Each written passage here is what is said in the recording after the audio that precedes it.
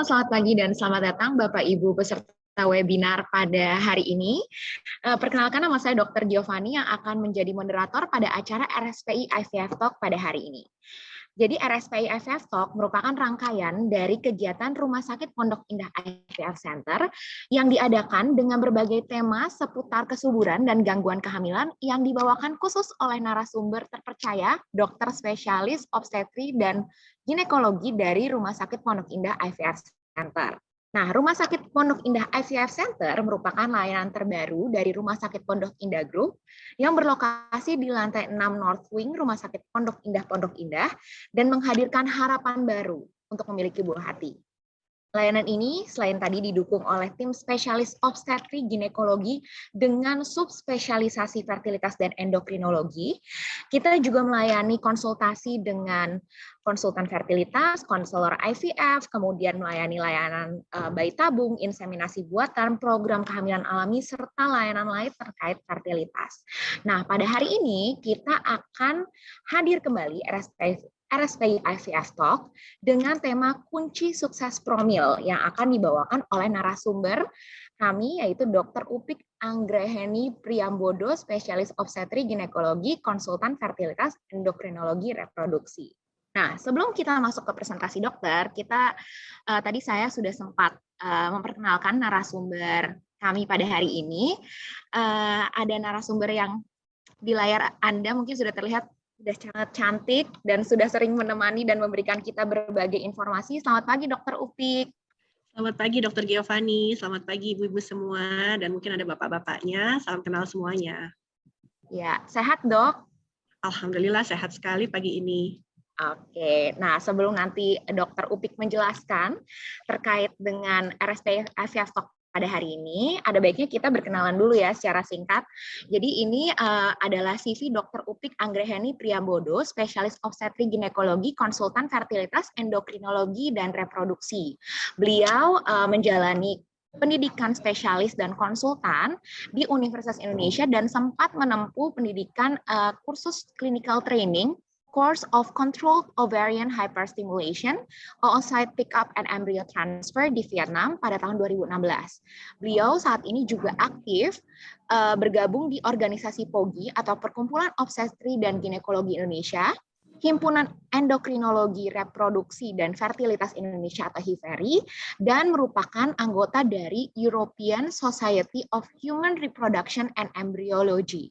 Nah, tentunya beliau ini sudah sangat berpengalaman dalam bidang fertilitas dan endokrinologi. Jadi kalau misalnya saya bacakan lagi, ini mungkin bisa sampai tidak selesai ya pada siang hari ini.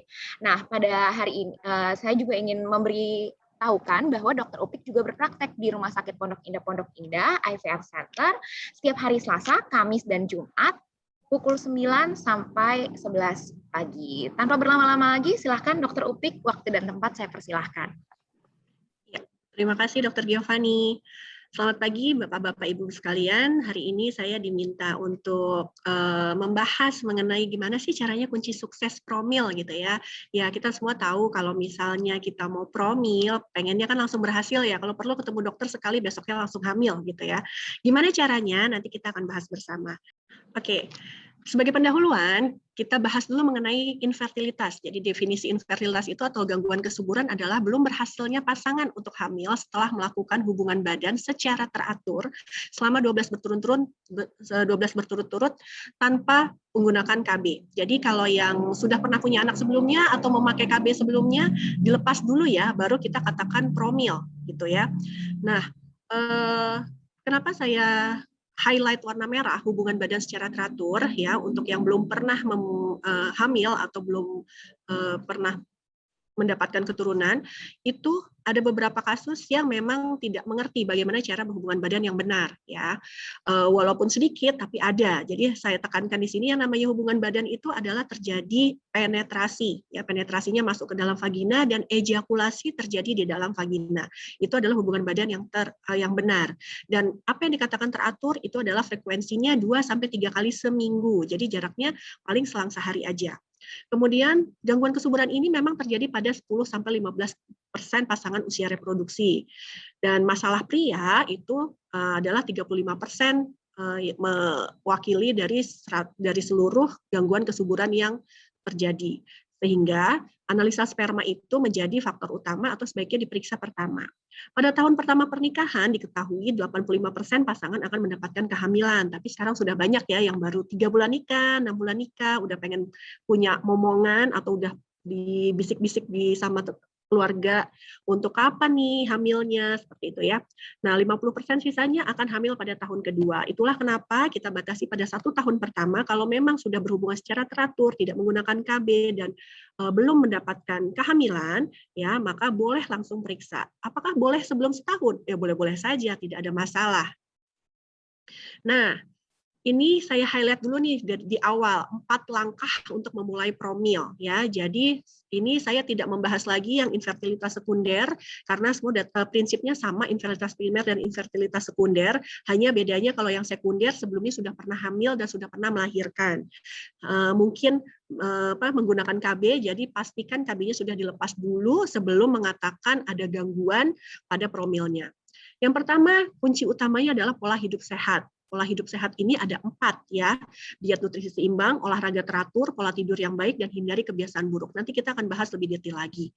Tapi poin-poinnya bagaimana cara promil yang baik, bagaimana cara kunci suksesnya agar promilnya itu langsung sukses, ada di 4 poin ini.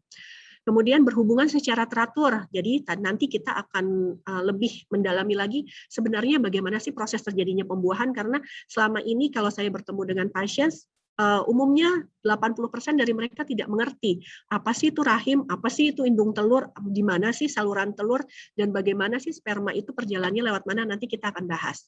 Lalu bagaimana mengenali masa subur dan frekuensi berhubungan yang cukup. Yang ketiga, tes dasar kesuburan. Ini juga penting untuk mulai promil, baik infertilitas primer maupun sekunder. Tes dasar kesuburan dibutuhkan untuk mengetahui program apa yang tepat untuk pasangan tersebut atau untuk Bapak dan Ibu sekalian. Ya, yang disebut sebagai tes dasar kesuburan adalah analisa sperma, HSG, USG transvaginal, dan laboratorium jika diperlukan. Jadi tidak selalu. Yang terakhir adalah pilih program yang sesuai atau kita sebut sebagai fit and proper test. Ya, jadi kalau kita nggak tahu masalahnya apa, ya gimana dokternya akan bisa menyarankan program yang tepat untuk pasangan tersebut. Bagaimanapun, sama seperti penyakit, kita tahu penyakitnya, obatnya kita tahu yang sesuai. Tapi kalau kita hanya coba-coba, belum tentu bisa berhasil. Jadi nanti ada programnya bisa dari mulai alami, inseminasi intrauterin, ataupun dibutuh bayi tabung. Nah, program hamil itu bukan sekedar bisa hamil aja, tapi bagaimana caranya mendapatkan kehamilan yang sehat, betul?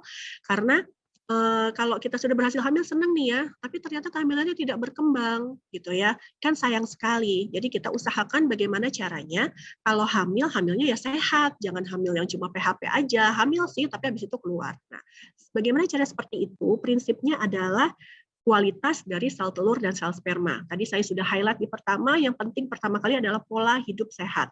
Dari pola hidup sehat yang pertama kali adalah think nutrition first. Jadi nutrisi itu sangat penting.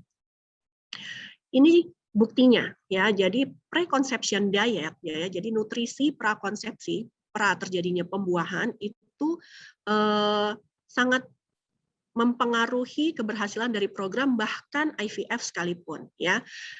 Dari Fujkovic dibilang pola diet pria dan gaya hidup akan mempengaruhi kualitas semen atau kualitas spermanya. Penurunan berat badan yang menjadi ideal, jadi dilihat dari BMI, udah pada ngerti ya ngitung BMI ya, berat badan dibagi dengan tinggi badan kuadrat dalam meter ya. Itu normalnya antara 18 sampai 24. Banyak sekali orang Indonesia itu yang sebenarnya kelihatannya langsing, kurus, ya, tapi nutrisinya kurang baik. BMI-nya ada yang kurang banget, ada yang lebih banget, gitu ya. Nah, penurunan berat badan menjadi ideal ini bisa meningkatkan kesempatan untuk hamil.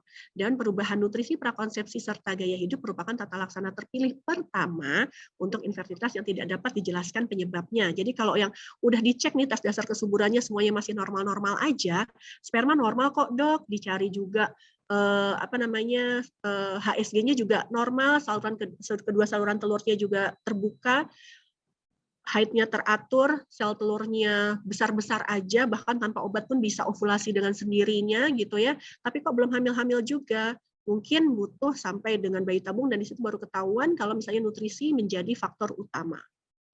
Nah, bagaimana caranya meningkatkan kesuburan secara alami? Tentunya di sini nggak cuma yang sudah nikah setahun lebih ya, nggak cuma yang lagi promil aja gitu ya, tapi gimana caranya yang pasangan baru menikah, gimana caranya langsung bisa hamil? Apa sih yang bisa dilakukan tanpa harus ke dokter terlebih dahulu? Satu, konsumsi vitamin prenatal ya. Terlepas dari makanan yang kita konsumsi sehari-hari, tentunya itu menjadi faktor utama ya. Makronutrien seperti karbohidrat, lemak, protein itu adalah kebutuhan harian yang kita harus penuhi sesuai dengan kebutuhan kita, sesuai dengan kalori yang kita butuhkan. Nah, tambahannya umumnya vitamin-vitamin seperti asam folat, vitamin B kompleks, vitamin C, vitamin D3, vitamin E, dan koenzim Q10 kita tidak dapatkan secara full dari makanan yang kita makan sehari-hari. Itulah gunanya mengkonsumsi vitamin prenatal. Vitamin prenatal ini sangat banyak di pasaran, mereknya juga sangat banyak. Jadi pilih aja salah satu. Prinsipnya yang mengandung kelima vitamin tersebut. Kemudian yang kedua, banyak minum air putih ya. Sepele sih ya. Kadang-kadang kita karena tidak terbiasa, jadi susah banget kalau minum air putih banyak-banyak, saya kembung, saya beser, dan sebagainya, banyak sekali alasan. Tapi jangan salah, air putih itu adalah kunci utama dari metabolisme badan kita, karena 70% badan kita itu terisi dengan air, sama seperti dunia, bumi ini 70% isinya air gitu ya. Kebutuhan harian minimal itu adalah 2,2 liter atau 2.200 ml per hari. Jadi saya suka patok 2,5 liter deh sehari ya untuk memenuhi kebutuhan harian kita yang beraktivitas aktif setiap harinya. Kemudian perbanyak buah dan sayur serta kacang-kacangan. Tidak cuma untuk perempuannya saja, tapi juga untuk suami. Ini mempengaruhi kualitas dari sperma. Seperti dikatakan kalau ke dokter andrologis, biasanya dikatakan banyak makanan buah-buahan dan sayur yang berwarna cerah ya Pak, itu untuk memperbaiki kualitas dari sperma. Kemudian pola makan diet seimbang ya kuncinya ya. Pola makan diet seimbang artinya bukan kalau misalnya berat badannya berlebih, jadi saya udah makan sekali dok, tapi nggak turun-turun. Bukan itu caranya. Pola makan diet seimbang adalah komposisinya tetap disesuaikan. Kalau perlu makan 4-5 kali sehari, ya, tapi disesuaikan komposisinya, kebutuhan protein, karbohidrat, dan lemaknya disesuaikan dengan kebutuhan kalorinya masing-masing. Dan jam makan itu diusahakan selalu sama, karena gimana pun tubuh kita itu mempunyai jam biologisnya sendiri, punya rutinitas sendiri. Jadi kalau misalnya makannya tidak teratur, metabolismenya udah pasti akan terganggu. Kemudian cukupi kebutuhan protein hewani harian, ya, gimana pun kita tetap harus makan daging. Gimana yang untuk vegetarian? Ya, gimana pun cari dari protein nabati tentunya. Tapi kalau yang non-vegetarian, baiknya daging merah, ayam, ikan, putih, telur itu harus ada minimal 200 gram seharinya. Kemudian perbaiki pola tidur. Ya, saya paham betul kalau di era milenial sekarang kan pekerjaan itu hampir menjadi fokus utama ya, dan kadang-kadang apalagi di era pandemi dari sekarang rapat bisa sampai malam-malam, pekerjaan numpuk di rumah, jadi tidurnya lebih sering begadang. Nah, gimana pun Anda harus menetapkan prioritas ya, walaupun pekerjaan penting, tapi kesehatan juga lebih penting bukan? Jadi istirahat pastikan cukup 7-8 jam sehari dan hindari begadang. Ada literatur yang bilang pada jam 10 sampai jam 2 pagi itu adalah di mana hormon melatonin akan keluar. Jadi kalau misalnya sering begadang tidurnya di atas jam 10, umumnya kualitas tidur kita akan kurang baik. Kita akan masih terasa capek, apalagi begadang lebih di atas jam 12. Bangun tidurnya walaupun cukup 7 jam, tetap akan terasa capek. Itulah masalah kualitas. Jadi boleh tidur 7 jam aja, tapi mulai tidurnya sebelum jam 10. Kemudian hindari kebiasaan buruk seperti asap rokok, alkohol, kafein berlebihan, dan makanan-makanan siap saji. Nah, olahraga yang seperti apa sih yang dianjurkan untuk promil? Nah, durasinya minimal 30 menit. Oke, saya masih bilang di sini 3 kali per minggu atau tidak lebih dari 4 jam seminggu. Tapi ada literatur yang menunjukkan khusus untuk promil, apalagi yang menderita PCOS, diharapkan melakukan olahraga yang intensitas sedang itu adalah 250 menit seminggu ya, yang santai-santai aja, boleh yoga, boleh jalan pagi, boleh treadmill ya, yang santai aja tapi konsisten, itu kuncinya. Jangan cuma yang seminggu ini bisa 2 kali, minggu depan bisa 4 kali, atau lama-lama saya bosen dok. Nah seperti itu ya, dibutuhkan olahraga konsisten. Dengan pola hidup saja kehamilan bisa tercapai antara 3-12 bulan tuh. Ada yang merasa bilang itu cepat atau lama, ya itu kan relatif ya, setiap pasangan merasanya seperti apa. Tapi olahraga itu harus konsisten, namanya pola hidup itu adalah pola di mana kita bisa mengikuti untuk jangka panjang. gitu, bukan hanya sampai dengan target tercapai saja. Jenis olahraganya intensitas rendah sedang tapi tinggi fleksibilitas, misal jalan, yoga, renang, tai chi, ya seperti itu. Hindari panas tinggi seperti sauna atau steam spa, terutama untuk laki-laki karena ini bisa merusak kesehatan sperma. Dan hindari olahraga angkat beban. Ini hasil penelitian juga yang membuktikan bahwa kafein, alkohol, dan stres bisa mempengaruhi keberhasilan program. Saya mencari yang dari IVF ya, bahkan kalau IVF aja mempengaruhi, apalagi yang alami gitu loh. Karena IVF yang keberhasilannya jauh lebih paling tinggi di antara program-program yang lain. Nah, untuk perempuan, konsumsi alkohol itu akan berpengaruh terhadap jumlah oosit atau sel telur yang akan diambil, laju kehamilan, angka kehamilan, atau terjadinya keguguran. Kemudian stres juga hampir mempengaruhi terjadinya pembuahan, kemudian menurunkan angka kehamilan juga, meningkatkan angka keguguran, dan komplikasi selama kehamilan. Dan yang mengejutkan adalah kafein. Ya, walaupun secara penelitian kalau dilihat di jurnal-jurnal, kafein atau kopi itu masih boleh dikonsumsi sebanyak 200 mg per harinya atau setara dengan 1 cangkir per hari, tapi kalau bisa dihindari, baiknya dihindari. Gitu ya. Apa salahnya sih kita menghindari untuk sesuatu yang lebih baik atau lebih besar nantinya. Kemudian untuk laki-laki, konsumsi alkohol dan kafein juga sedikit banyak akan mempengaruhi kualitas dari spermanya. Nah, sekarang kita belajar dulu nih, bagaimana sih sebenarnya terjadi pembuahan, gitu ya. Sekarang kita mau membahas tentang perkembangan embrio dan implantasi. Ya, bagaimana sih perjalanannya? Ini saluran reproduksi perempuan, ya. Kita punya indung telur di mana di sini pabriknya telur. Pada saat hari kedua biasanya dikontrol atau di USG untuk lihat berapa sih folikel antral basalnya. Minimal 1 sel telur atau 1 folikel selama sebulan itu akan besar, ya, atau menjadi folikel dominan yang siap untuk dibuahi. Tapi untuk sebelum dibuahi, maka sel telurnya harus bisa pecah dulu atau ovulasi. Seiring dengan perkembangan folikel ini terjadi perkembangan dinding rahim, ya. Jadi dia menebal dinding rahimnya untuk mempersiapkan implantasi. Pada pertengahan siklus akan terjadi ovulasi, yaitu sel telurnya akan pecah keluar dari cangkangnya dan dia akan ditangkap oleh fimbriae atau saluran telur. Dia menunggu di dalam saluran telur. Kemudian sel telur ini akan dibawa oleh rambut-rambut halus di dalam saluran telur untuk bertemu dengan sperma. Sperma berasal dari vagina masuk ke rongga rahim lalu masuk saluran telur dan bertemu dengan sel telur. Minimal 5 juta sperma yang sampai di saluran telur untuk bisa membuahi 1 sel telur dan hanya 1 sperma yang bisa masuk umumnya. Disitulah terjadi pembuahan yang mana kita tidak tahu kapan itu terjadinya. Oleh karena itu berhubungannya harus teratur 2-3 kali seminggu selama masa subur.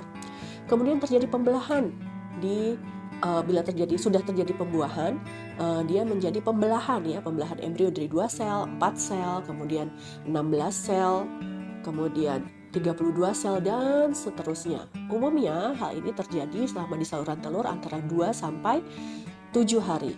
Kemudian dia terus berjalan diantar oleh silia atau rambut-rambut halus ke dalam rahim. Sampai di rahim, umumnya fasenya sudah terjadi fase blastosis atau siap tempel. Oke. Kemudian dia bisa jatuh di mana saja di dinding rahim ini, kemudian ditangkap oleh dinding rahim dan dia terbentuklah tangan-tangan atau pembuluh darah untuk menempel di dinding rahim. Itulah terjadinya implantasi. Oke, jadi sudah paham ya. Jadi sebenarnya dikatakan hamil bahwa sudah terjadi implantasi. Kadang-kadang ada pasien yang bertanya, "Dok, kalau pembuahan bisa ketahuan nggak ya dari USG?" Ya tidak, karena tadi gambarnya sangat-sangat kecil ya, dan kita tidak bisa mendeteksi embrio di dalam saluran telur itu bentuknya kayak apa. Tidak bisa. Jadi kita hanya bisa mendeteksi pada saat terjadi kehamilan. Kapan itu? Umumnya terjadi 2 minggu pasca implantasi. Ya, itu biasanya dicek test pack setelah lewat dari periode haidnya. Nah, lalu bagaimana dengan menghitung masa subur? Ini kan yang sering ditanyakan untuk pasangan-pasangan yang baru menikah. Umumnya masa subur itu sulit dipastikan, ya tidak bisa kita memastikan, oh pasti hari ini nih masa suburnya, apalagi yang punya kalender-kalender menstruasi, ya kan di situ sudah biasa diprediksi kapan itu masa suburnya. Boleh diikutin, tapi yang dinamakan masa subur itu adalah suatu periode, bukan satu hari. Jadi suatu periode di mana pada periode tersebut sebaiknya melakukan hubungan secara teratur. Umumnya kalau siklus haidnya normal, yaitu antara 24 sampai 35 hari, itu adalah pada hari ke-10 sampai hari ke-18 dari siklus haid itu sebaiknya melakukan hubungan secara teratur. Nah, masa subur ini walaupun bagaimana bisa diperkirakan. Apabila siklusnya teratur, masa subur adalah 14 hari sebelum tanggal haid berikutnya. Nah, masalahnya tanggal haid berikutnya ini yang kita sulit prediksi. Jadi kalau siklusnya teratur ya lebih mudah ya, 14 hari sebelum tanggal yang biasanya. Kemudian bila siklusnya tidak teratur, maka baiknya catat siklus 6 bulan terakhir. Siklus yang terpendek dikurangi 18, misal biasanya saya haidnya antara 24 sampai 28 hari. Jadi siklus yang terpendek 24 dikurangi 18, hasilnya 6. Kemudian siklus yang terpanjang 28 dikurangi 11, hasilnya 17. Betul ya? Kemudian jadi kedua angka tersebut adalah periode masa subur. Jadi antara hari ke-6 sampai hari ke-17 itu adalah masa-masa di mana berhubungan secara teratur. Cara lainnya boleh bisa mencatat suhu basal saat ovulasi terdapat sedikit peningkatan suhu tubuh. Cuma ini agak repot juga. Perhatikan cairan vagina biasanya lebih banyak dan mengental sekitar pada periode ovulasi dan nyeri perut pada pertengahan siklus. Atau juga bisa menggunakan OvuTest, ya. Bukan promosi, tapi itu adalah salah satu cara untuk mengecek ovulasi. Walaupun begitu, gampang dong kalau gitu tinggal beli aja. Tidak seperti itu, tidak 100% ya. Akurasinya memang antara 80 sampai 90%. Tidak selalu hasilnya positif pasti akan ovulasi, atau bahkan yang hasilnya negatif tidak selalu tidak ovulasi. Kemudian ini pemeriksaan dasar kesuburan. Yang berikutnya, kalau kita sudah melakukan percobaan yang secara alami, ya misal 3 bulan, 6 bulan, tapi kok nggak berhasil ya, saya suruh mulai gelisah gitu ya. Ada masalah nggak sih di organ reproduksi, baik atau di saya atau di suami, seperti itu. Nah, baiknya Anda mulai melakukan pemeriksaan dasar kesuburan, analisa sperma, tes HSG atau untuk tes patensi tuba, menilai ovulasi, dan menilai USG transvaginal ya, dalam hal ini untuk menilai abnormalitas organ panggul. Kenapa harus USG transvaginal? USG dari perut itu hanya bisa melihat morfologi atau bentuk dari uterus atau dari rahim. Kita sulit sekali untuk menilai sel telur atau indung telurnya, ovariumnya. Karena apa yang mau kita nilai adalah struktur dari dinding rahim dan struktur dari ovarium serta bagaimana jumlah sel telurnya di dalam masing-masing ovarium tersebut. Jadi ya kalau misalnya ditanya lagi promil pasti USG-nya transvaginal gitu. Kemudian analisa sperma, apa sih yang mau dinilai di analisa sperma? Umumnya laki-laki akan sulit kalau 10% laki-laki cenderung sulit untuk dimintai analisa sperma. Kenapa? Saya nggak ada masalah kok, ya kalau berhubungan baik-baik aja, keluar aja. Masalahnya sperma itu tidak bisa dilihat secara makroskopik, tidak bisa dinilai secara makroskopik. Ya hanya bisa dilihat dari mikroskop elektron itu juga, ya. Dan karena ukurannya memang sangat kecil. Dan sperma itu macam-macam, yang bisa kita lihat dari volumenya, konsentrasinya yang normal adalah 15 juta yang dibutuhkan untuk promil alami, jumlah total sperma yang bergerak yang dibutuhkan adalah 40 juta, dan yang pergerakan progresif dikatakan normal 32%, bentuknya yang normal 4%, ya itu baru kita katakan normal dan layak untuk alami. Seperti bisa dilihat dari sini, sperma itu ada 3, ada kepala, ada leher, ada ekor, ya. Di sini ada yang bentuk nggak normalnya, ada yang punya 2 kepala, ada yang punya 2 ekor, ada yang nggak ada ekornya sama sekali, ada yang bergerak di tempat, ada yang bergeraknya lurus, ada yang bergeraknya bengkok-bengkok, macam-macam sekali. Jadi kalau hanya dilihat dari spermanya kental kok dok, nah itu kita tidak bisa menilai benarkah kalau spermanya kental itu baik, benarkah kalau sperma encer itu selalu jelek, kita tidak tahu sebelum analisa sperma. Apa saja yang bisa mempengaruhi kesehatan sperma atau gangguan kesuburan pria? 1, asap rokok, itu yang udah paling utama ya. Mohon maaf kalau yang masih merokok, ya cepat atau lambat pasti akan terjadi penurunan kualitas sperma. Saya tidak pernah mengejudge di awal sebelum kita melakukan analisa sperma, ya, tapi bisa dibuktikan dari analisa sperma kalau umumnya hampir 99% laki-laki yang merokok pasti analisa spermanya kurang bagus. Kemudian penggunaan obat-obatan yang jangka panjangnya, misalnya punya penyakit, hipertensi, diabetes, dan sebagainya, minum minuman alkohol, kegemukan. Kenapa sih kalau gemuk itu bisa menurunkan kualitas sama seperti pada perempuan? Karena ada tujuannya kenapa kenapa bola atau testis itu menggantung di luar. Dia tidak boleh suhunya panas, makanya ditaruhnya di luar. Kalau orang zaman dulu seringnya pakai sarung, gitu ya, seringnya pakai sarung, jadi banyak anaknya, karena memang lebih terangin-anginkan, ibaratnya seperti itu.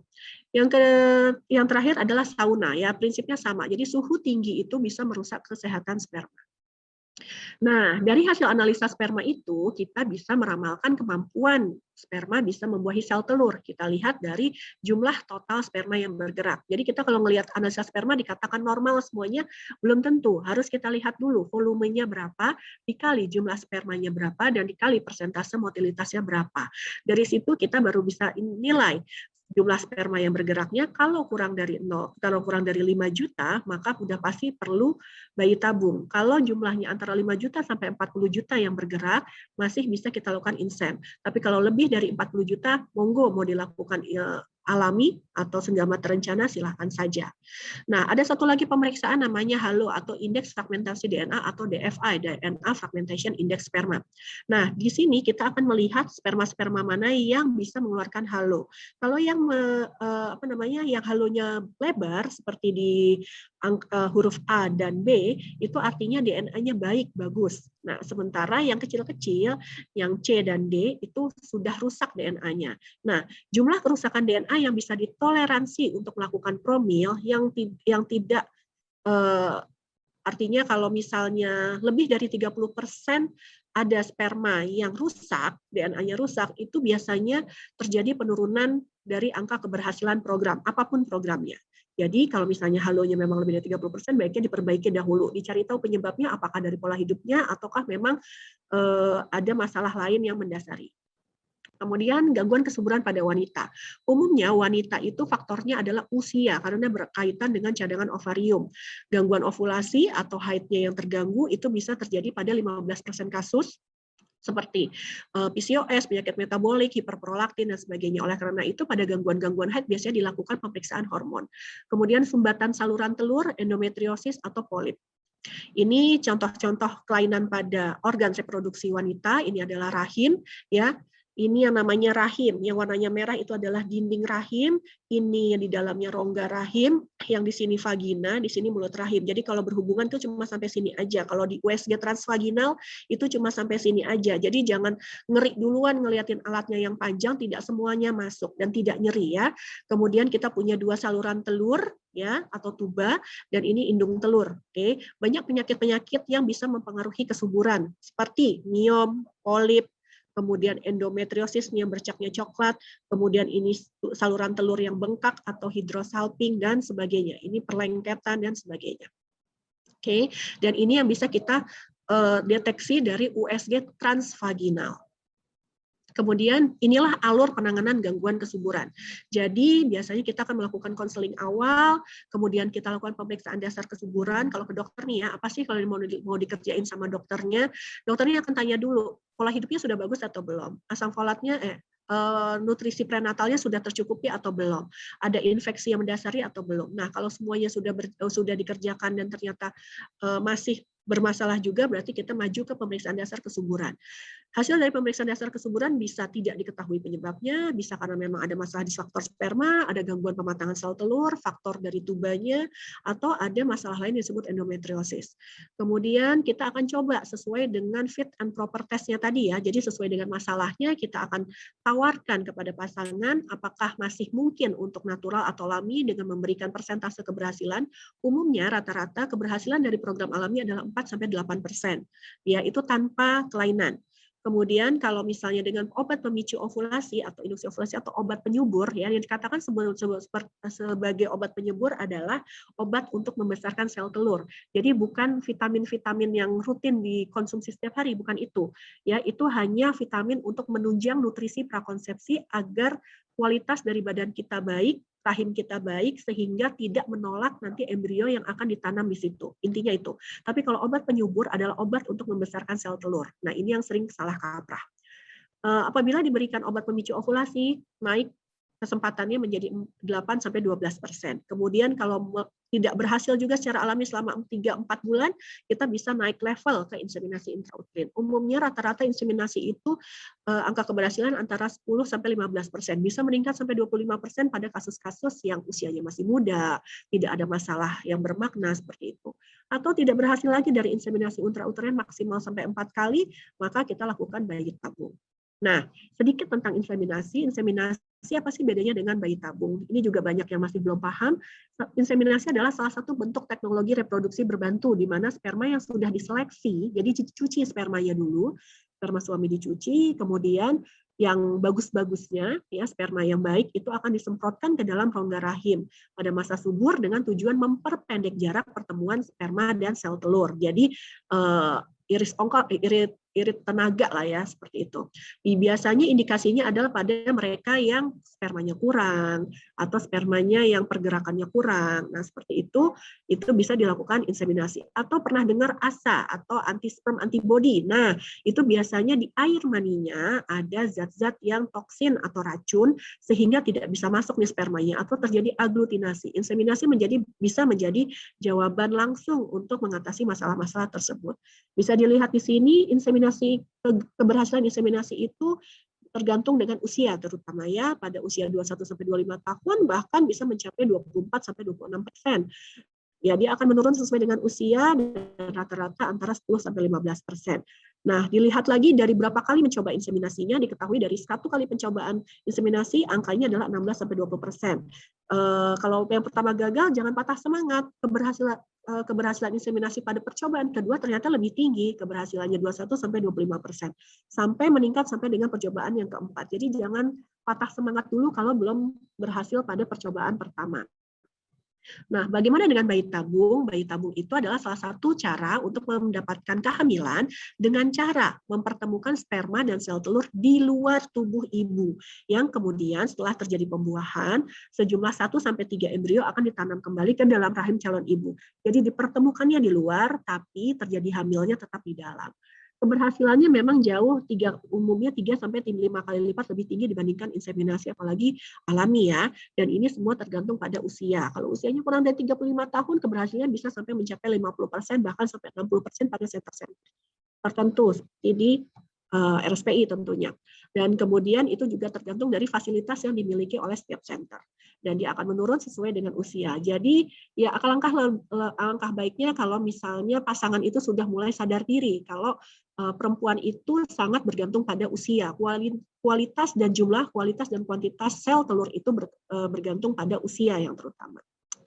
Jadi kesimpulannya, cari tahu dulu masalahnya untuk program hamil, gimana caranya biar sukses, ya cari tahu dulu masalahnya. Jadi pertimbangkan pilihan terapinya, kalau sudah tahu masalah berarti kita tahu solusinya apa dengan berbagai pilihan alternatifnya, dengan angka keberhasilan sekian, pertimbangkan pilihan terapinya sesuai dengan kesepakatan pasangan, sesuai dengan kemampuan, dan afirmasi positif hamil. Be healthy, be pregnant. Sekian dari saya, nanti kita lanjutkan ke diskusi. Terima kasih, saya kembalikan ke host. Ya, terima kasih Dr. Upik atas pemaparan materinya yang sungguh komprehensif.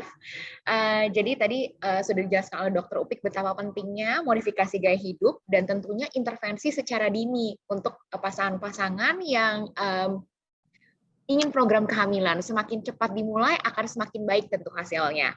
Nah, nanti akan ada sesi Q&A di mana kalau untuk Bapak Ibu yang ingin bertanya kepada Dr. Upik bisa langsung klik di tombol Q&A di bawah layar Anda dan kemudian tanyakan pertanyaan Anda, dan mungkin jika Anda juga ingin bertanya kepada konselor IVF kami terkait program kami juga bisa di kolom Q&A, nanti akan dijawab langsung oleh dokter kami yang beruntung.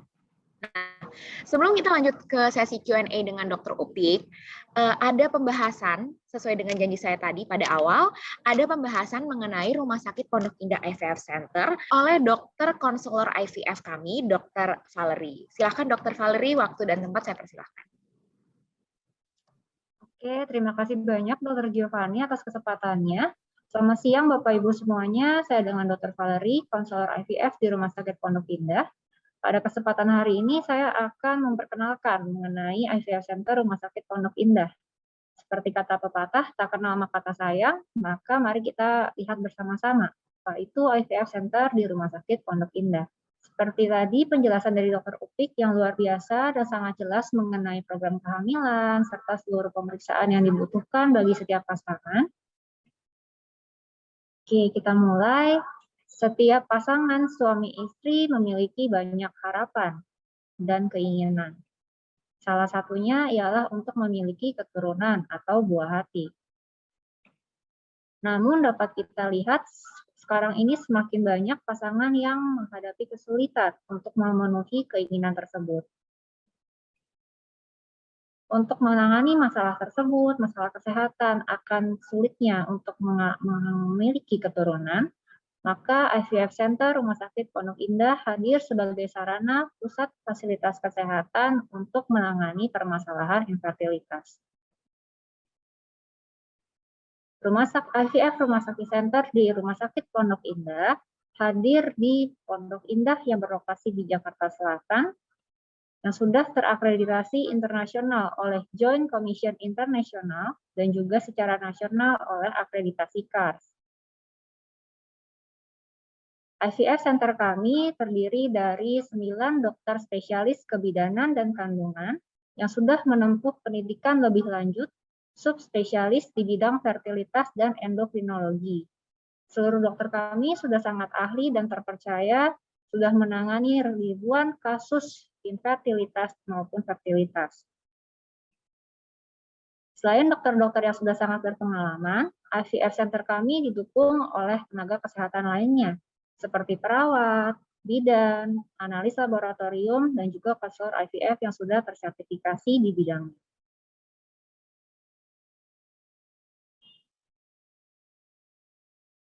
Di IVF Center Rumah Sakit Pondok Indah, kami menerapkan personalisasi program. Mungkin tadi sudah sedikit dibahas oleh Dr. Upik. Jadi setiap pasangan suami istri itu adalah pasangan yang spesial, yang unik. Setiap pasangan memiliki ceritanya masing-masing, memiliki background kondisi medisnya masing-masing. Oleh karena itu, program kehamilan akan dirancang secara personal untuk setiap pasangan. Tidak ada yang sama. Untuk bisa merancang program yang terpersonalisasi seperti itu, maka ada tahapan-tahapan yang perlu kita lalui. Tahap pertama ialah konsultasi dengan dokter, di mana Bapak Ibu akan bercerita dan juga berdiskusi dengan dokter kami. Setelah itu, maka akan ada pemeriksaan yang perlu dilakukan, baik untuk suami maupun untuk istri. Nah, bila ada kondisi-kondisi tertentu yang perlu di-treat atau diterapi terlebih dahulu, maka kami juga ada pelayanan untuk penanganan infertilitas. Setelah itu, baru perancangan untuk program kehamilan. Jadi langkah pertama seperti saya sebutkan sebelumnya ialah konsultasi. Saat Bapak dan Ibu datang untuk konsultasi dengan dokter, kami menyediakan ruang tunggu yang nyaman. Nah, jadi mungkin Bapak Ibu akan menunggu sebentar sebelum bertemu dengan dokter. Dapat Bapak Ibu lihat di sini ruang tunggu kami didesain dengan nyaman. Nah, di masa pandemi seperti ini, kami juga menerapkan protokol social distancing yang ketat. Maka ruang tunggu ini sudah diatur dan diberi jarak sehingga setiap pasien memiliki jarak yang aman dan sesuai dengan protokol kesehatan yang berlaku. Setelah itu, Bapak dan Ibu akan dipanggil untuk bertemu dengan dokter. Konsultasi dapat dilakukan dengan konsultan fertilitas atau dokter spesialis kami dan juga dengan konselor IVF. Di ruang konsultasi kami menyediakan media seperti TV, sehingga ketika dokter menjelaskan, Bapak dan Ibu dapat melihat lebih jelas. Ruang konsultasi kami juga dilengkapi dengan teknologi mesin USG yang tercanggih, yang terbaru, sehingga pemeriksaan dapat dilakukan dengan baik. Setelah konsultasi awal dengan dokter, dokter akan menyarankan pemeriksaan berikutnya, yang diperlukan untuk mengetahui background dan program yang sesuai untuk Bapak dan Ibu. Tadi seperti dijelaskan oleh Dr. Upik, ada banyak sekali pemeriksaan infertilitas yang mungkin perlu dilakukan oleh Bapak dan Ibu. Salah satunya untuk istri ialah pemeriksaan hormon AMH, yaitu hormon untuk mengetahui cadangan telur, dan untuk Bapak atau suami ada pemeriksaan analisis sperma serta DFI atau DNA sperma. Dapat dilihat di gambar sebelah kiri, ini adalah ruang fantasy room kami, ruang untuk melakukan pengumpulan pengambilan sampel sperma. Ruang fantasi room dilengkapi dengan fasilitas seperti sofa yang nyaman, kamar mandi, serta media yang mungkin dibutuhkan untuk pengumpulan sperma. Setelah itu, sampel sperma akan diperiksa oleh analis laboratorium kami yang sudah terspesialisasi di bidang andrologis atau untuk pemeriksaan sperma. Setelah melakukan seluruh pemeriksaan yang dibutuhkan, Bapak dan Ibu akan kembali bertemu dengan dokter untuk mendiskusikan langkah selanjutnya yang perlu dilakukan. Bila ada kondisi-kondisi tertentu yang butuh terapi tambahan, maka akan diberikan penanganan infertilitas. Untuk penanganan infertilitas dapat kita bagi menjadi terapi secara farmakologi atau pemberian obat-obatan. Misalnya untuk induksi ovulasi untuk istri. Atau bila memang dibutuhkan, akan dilakukan tindakan bedah seperti histeroskopi, laparoskopi, atau untuk suami ada tindakan seperti TESA, TC, MESA, dan sebagainya.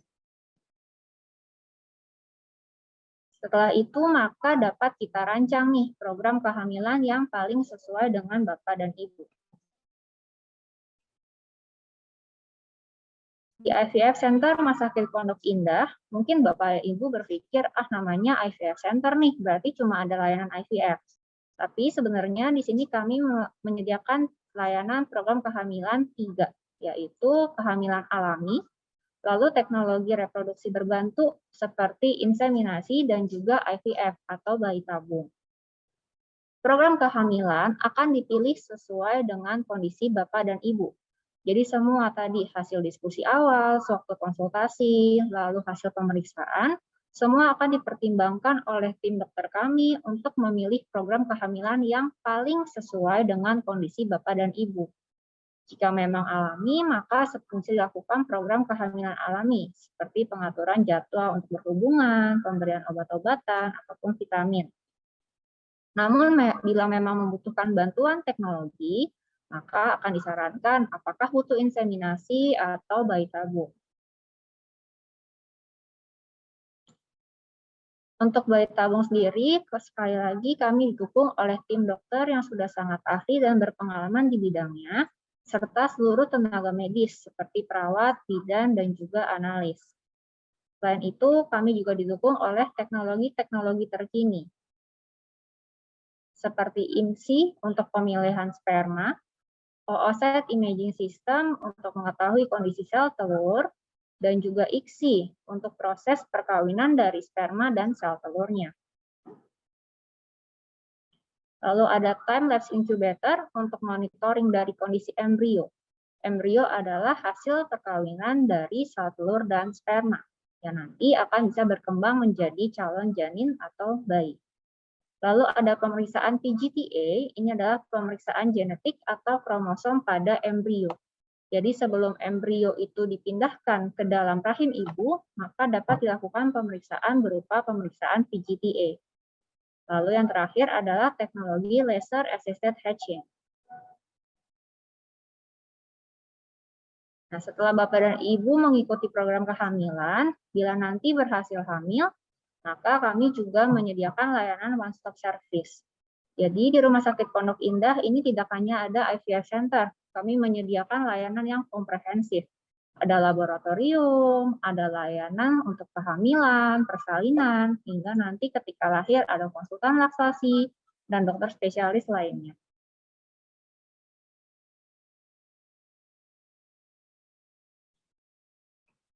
Sudah banyak sekali pasangan yang mengikuti program kehamilan di IVF Center Rumah Sakit Pondok Indah. Ini adalah bayi pertama yang lahir dari program bayi tabung kami.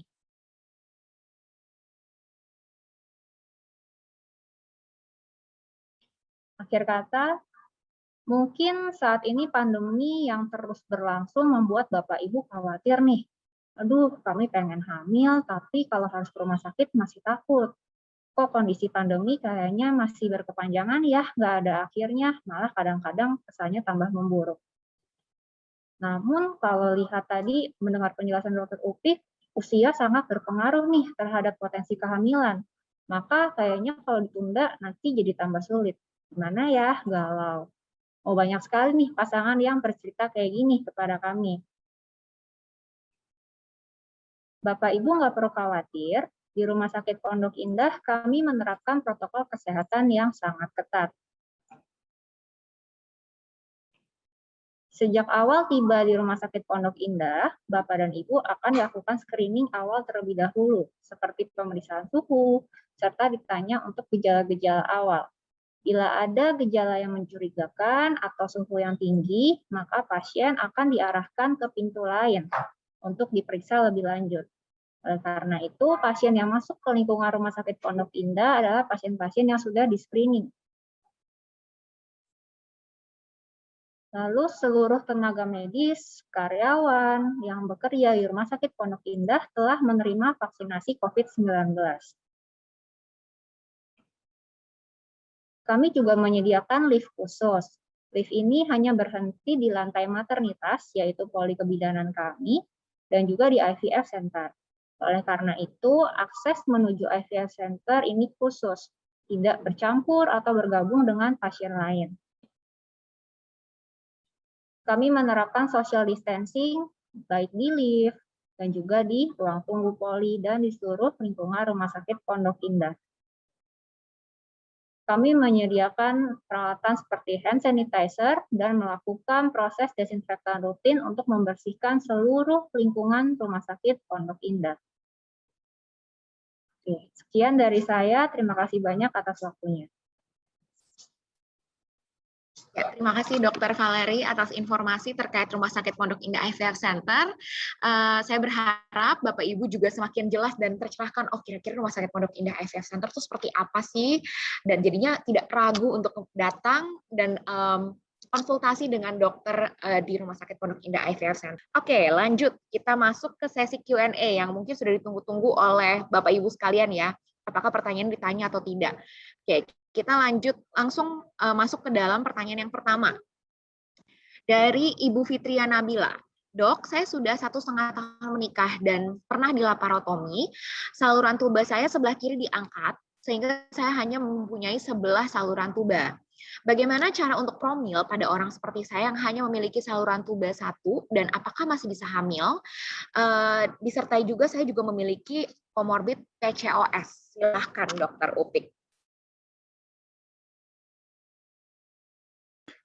Ya, terima kasih Dr. Giovanni. Jadi Bu Fitria, halo apa kabar? Sudah 1,5 tahun menikah, di laparotomi saluran tuba sebelah kiri diangkat. Pertanyaan saya sebetulnya diangkatnya kenapa? Gitu ya? Apakah karena ada kista yang lengket, ya saluran tuba yang lengket, atau memang kehamilan di luar kandungan? Ya, apapun masalahnya, prinsipnya saluran tuba Anda cuma tinggal 1, yaitu yang di sebelah kanan. Artinya Anda masih bisa hamil kalau hasil HSG-nya yang di sebelah kanan, saluran tubuh kanannya masih terbuka. Anda masih bisa hamil secara alami. Dengan catatan, sel telur yang besar atau sel telur yang matang, yang tadi ada di video ya, itu ada di sebelah kanan juga. Gimana cara tahunya? Tentunya harus melakukan USG serial, atau namanya monitoring folikel. Itu kalau masih alami. Yang kedua, usianya berapa? Kalau usianya sudah lebih dari 30 tahun, baiknya melakukan tes dasar kesuburan yang lain. Apa contohnya? AMH, yaitu anti-moliran hormon untuk mengetahui cadangan sel telurnya. Yang ketiga, Anda ada PCOS, ya, Polycystic Ovarian Syndrome, yang dimana kita tahu itu adalah gangguan hormonal yang mengganggu pematangan sel telur. Jadi cara stepnya yang berikutnya apa? Anda butuh pendampingan dokter fertilitas untuk mendapatkan sel telur yang matang untuk dapat dibuahi. Caranya bagaimana?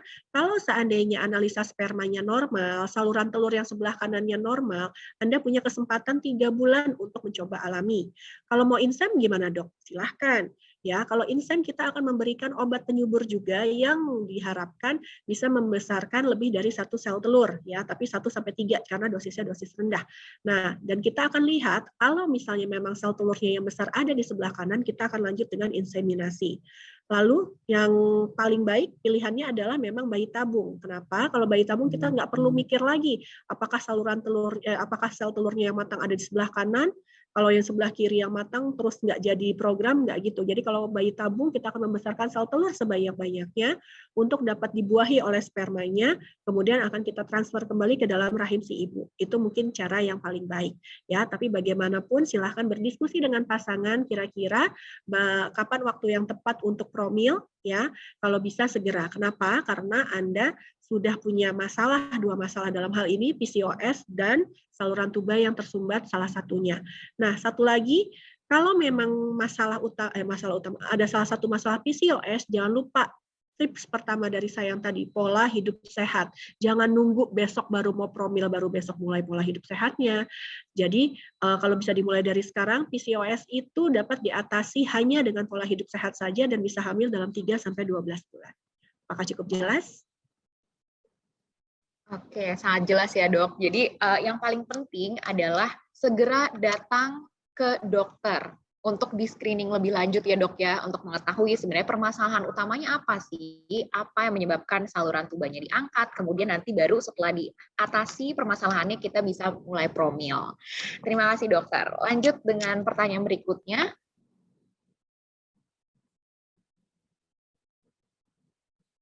Dari Ibu Claudia Putri. Dok, setelah abortus spontan tanpa kuret, biasanya jarak bisa hamil lagi itu berapa bulan? Saya anak kedua ini tanpa KB, sejak Januari keguguran sampai sekarang belum isi lagi. Saat ovulasi juga tandanya tidak sebasah dulu. Bagaimana ya dok? Saya cek rahim sehat, sudah bersih. Terima kasih atas pertanyaan Ibu Claudia, silahkan dijawab dok. Ya, baik, terima kasih Ibu Claudia. Jadi, abortus spontan itu dapat terjadi pada setiap orang ya, kita nggak bisa mendeteksi apakah kita akan abortus atau tidak. Jadi 10-15% perempuan mempunyai peluang untuk terjadinya abortus secara spontan, ya minimal sekali dalam peluang kehamilannya. Nah, jarak bisa hamil lagi umumnya antara 1-3 bulan, ya. Jadi tidak perlu ada pembatasan, misalnya kalau habis keguguran baiknya ditunda dulu sampai 3 bulan baru boleh hamil lagi. Sebenarnya tidak ada hal-hal seperti itu. Dari penelitian antara 1-3 bulan bisa hamil sebesar 20%. Dan setelah dari 3 bulan akan menurun ke peluangnya menjadi 10-15%. Nah, kalau sampai sekarang belum isi lagi, mungkin selain faktor rezeki tentunya Ibu perlu mencari tahu ada penyebab lain atau tidak. Misal saat ovulasi tidak sebasah dulu, ya ini sebenarnya bukan hal pasti ya apakah terjadi gangguan, tapi Ibu boleh cek apakah mungkin cek rahimnya sehat ya. Pada suatu waktu Ibu biasa datang ke dokter kandungan, dilakukan USG transvaginal, dikatakan rahimnya sehat, sudah bersih ya, hanya dari dinding rahimnya saja. Lalu bagaimana dengan sel telurnya? Ya, karena kita mempunyai siklus menstruasi. Perempuan itu mempunyai siklus menstruasi di mana sel telur pada saat ibu lagi haid itu sel telurnya masih kecil-kecil, ukurannya masih 10 mili. Ya, dan setelah itu dalam perjalanannya sampai dengan masa subur yaitu pada pertengahan siklus antara hari ke-10 sampai hari ke-18 harusnya ada sel telur yang besar yang ukurannya antara 18 sampai 25 mili. Ini yang perlu Ibu tanyakan, ada nggak sih sel telurnya yang besar? Yang ketiga, apakah sel telur tersebut berovulasi atau tidak? Bisa dilihat dari cek hormon bisa, dari USG di hari ke-21 bisa, kemudian dilihat dari haid yang teratur pun juga bisa. Jadi pola haidnya juga seperti apa. Kalau semuanya ternyata nggak ada masalah, mungkin baiknya dilakukan program, yaitu monitoring folikel, dilakukan senggama terencana sesuai dengan kapan sel telurnya besar, atau dilakukan inseminasi apabila ada masalah pada sperma, atau bila sudah 3 kali berhubungan secara teratur tidak berhasil juga, boleh naik level, baik insem maupun IVF. Ya, terima kasih atas jawabannya Dr. Upik. Jadi pada kesimpulannya perlu dilakukan evaluasi lebih lanjut. Apakah ada, jika memang tidak ada masalah pada rahimnya, apakah ada masalah pada sel telurnya atau pada bagian-bagian di saluran reproduksinya. Dan tentu suami juga harus diperiksa ya dok ya. Oke, kita lanjut ke pertanyaan berikutnya dari Ibu Cindy Claudia. Dok, saya sudah pernah keguguran sebelumnya dan bagaimana cara menentukan promil yang cocok untuk saya? Dan apakah saya bisa langsung konsul dengan dokter saat kondisi pandemi seperti ini? Silakan dokter. Baik, terima kasih. Halo Ibu Cindy. Jadi masih menyambung tentang keguguran ya. Kalau perempuan itu sudah sekali terjadi keguguran, maka peluangnya terjadi keguguran lagi memang meningkat sebesar 5%. Jadi kalau yang awalnya belum pernah hamil terus keguguran, itu 10-15% bisa terjadi sama siapa saja. Kalau yang sudah pernah sekali keguguran, maka peluangnya untuk terjadi keguguran lagi 20%. Dan apakah itu harus Ibu waspadai? Ya tentu tidak ya, tidak perlu ditakuti maksud saya. Tidak perlu ditakuti. Kalau mau hamil ya coba saja. Nah, bagaimana menentukan promil yang cocok? Tentunya kembali lagi tadi ke tes dasar kesuburannya bagaimana. Ya, karena promil yang cocok itu disesuaikan dengan masalahnya apa. Contoh, Ibu udah pernah keguguran sebelumnya. Kegugurannya penyebabnya apa? Penyebabnya kata dokternya sebelumnya nggak tahu, nggak diketahui. Atau mungkin karena kelainan kromosom, karena memang 90% keguguran kurang dari 10 minggu itu karena penyebabnya kelainan kromosom. Lalu bagaimana saya tahu kelainan kromosomnya apa? Ya, kalau melakukan pemeriksaan tentunya cukup mahal dan saya belum mau atau belum mampu seperti itu ya. Apa yang bisa saya lakukan ke depannya? Yang pertama yang Ibu bisa lakukan adalah kembali ke pola hidup sehat lagi. Umumnya 90% riwayat keguguran itu tidak akan berulang. Ya, 90%. Caranya dengan mengkonsumsi secara rutin vitamin-vitamin prakonsepsinya ya. Jadi jangan lepas tuh vitamin vitamin penunjang hamilnya. Nah, kemudian yang kedua berhubungan secara teratur. Kalau sudah 3 bulan berhubungan secara teratur belum hamil-hamil juga, tes deh, tes dasar kesuburan. Ya, tes dasar kesuburannya adalah analisa sperma, kemudian HSG. Apakah saya perlu HSG lagi? Saya kan sudah pernah hamil. Tadi kayaknya ada pertanyaan seperti itu juga. Sudah pernah hamil hanya menunjukkan bahwa salah satu saluran telur Anda terbuka. Tapi apakah keduanya sama-sama sehat, kita nggak tahu. Ya, jadi kita hanya bisa tahu dari HSG apakah satu atau kedua saluran telurnya terbuka atau tidak. Contoh kayak Ibu yang sebelumnya tadi, kalau saya cuma punya satu saluran telur, maka apakah saya masih bisa hamil alami? Bisa, dengan catatan sel telur yang besar di sisi yang sebelah terbuka, gitu ya. Jadi tetap perlu HSG untuk memastikan bagaimana bentuknya, bagaimana kesehatannya. Kadang-kadang ada yang terbuka tapi bengkak. Nah, seperti itu yang tidak bisa kita lihat dari USG transvaginal, hanya tampak dari HSG.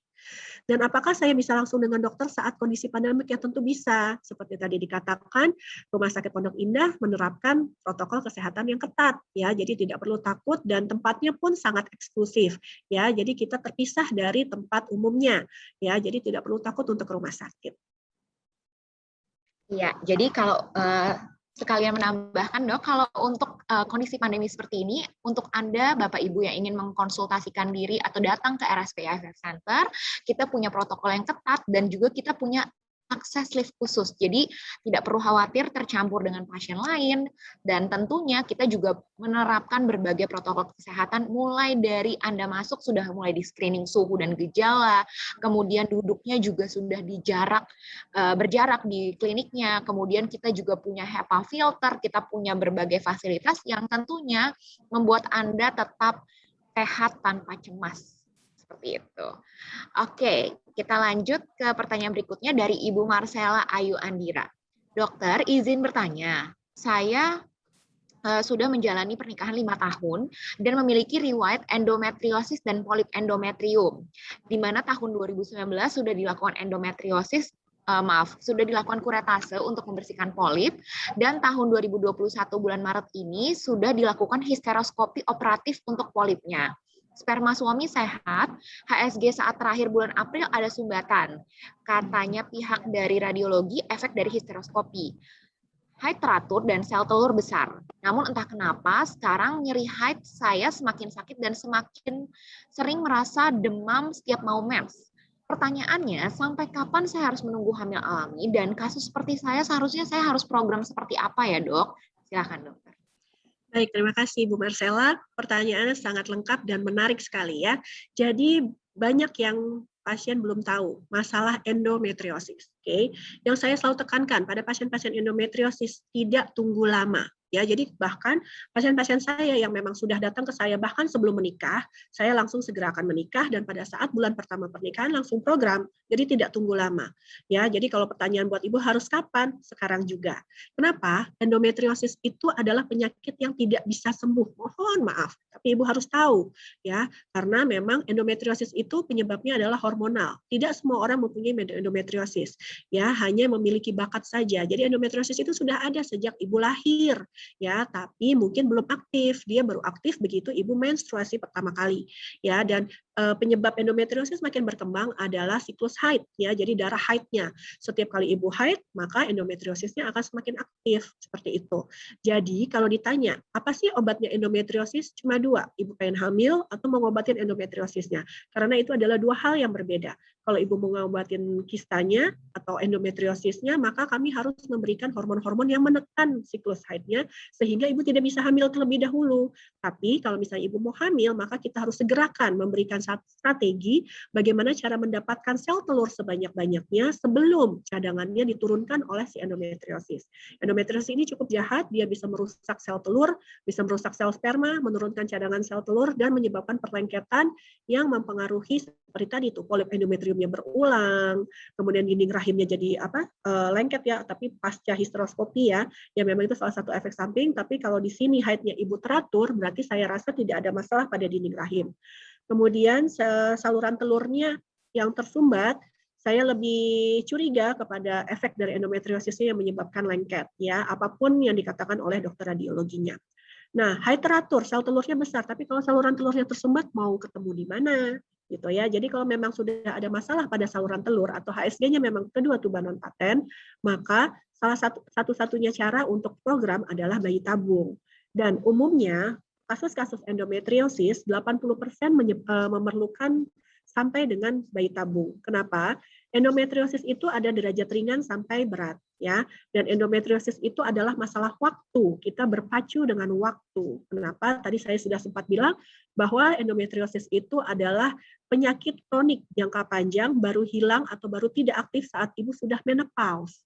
Ya, jadi Ibu mau nunggu sampai kapan? Sampai cadangan telurnya menurun, sampai susah untuk mendapatkan sel telur, kan tidak seperti itu ya. Jadi disegerakan, dan programnya apa nanti disesuaikan. Kalau misalnya saluran telurnya masih bisa diusahakan alami, endometriosisnya masih yang masih yang mild atau ringan ya, mungkin alami masih kita berikan kesempatan sampai 3 kali atau 3 siklus. Kemudian inseminasi mungkin menjadi alternatif yang kedua lebih baik dibandingkan alami. Kemudian yang paling baik rekomendasinya tentu bayi tabung. Apakah sudah terjawab semua? Saya rasa sudah ya. Oke, terima kasih Dokter Upik. Jadi yang paling penting harus segera minta pertolongan dokter spesialis obstetri dan ginekologi dan segera mulai program hamil. Karena tadi endometriosis adalah penyakit kronik yang berkepanjangan yang memerlukan penanganan segera. Terima kasih Dokter Upik, begitu banyak pertanyaan yang masuk. Mohon maaf sekali lagi untuk Bapak Ibu yang mungkin pertanyaan tidak sempat terjawab. Begitu banyak pertanyaan yang masuk menunjukkan begitu besarnya antusiasme Bapak Ibu untuk mengetahui lebih lanjut terkait program kehamilan. Dan juga jangan lupa untuk follow @rspondok-indah.ivf untuk mengetahui berbagai promo menarik dan juga info-info terkait kehamilan dan juga kesuburan. Nah, sekali lagi saya ucapkan terima kasih banyak untuk Dokter Upik atas informasinya yang begitu tumpah ruah hari ini, begitu banyak ilmu yang bisa kita dapatkan. Terima kasih Dokter Upik atas waktunya dan terima kasih Dokter Upik. Semoga bermanfaat. Mohon maaf jika ada kata-kata yang kurang berkenan ya. Terima kasih banyak Dokter Upik atas waktu dan ilmunya. Terima kasih juga kepada Dokter Valeri, konselor IVF kami yang sudah hadir untuk menjelaskan lebih lanjut terkait Rumah Sakit Pondok Indah IVF Center. Kami harap webinar hari ini bisa membawa manfaat dan juga membuka wawasan Bapak Ibu sekalian. Dan tentunya ikuti terus RSP IVF Talk berikutnya yang tadi sudah sempat saya jelaskan, bisa diikuti di @rspondok-indah.ivf di Instagram. Jangan lupa untuk follow Instagramnya untuk update promo dan informasi terbaru. Sekian dari kami, mohon maaf bila ada kekurangan dan sampai bertemu lagi di webinar berikutnya. Terima kasih dan selamat beraktivitas.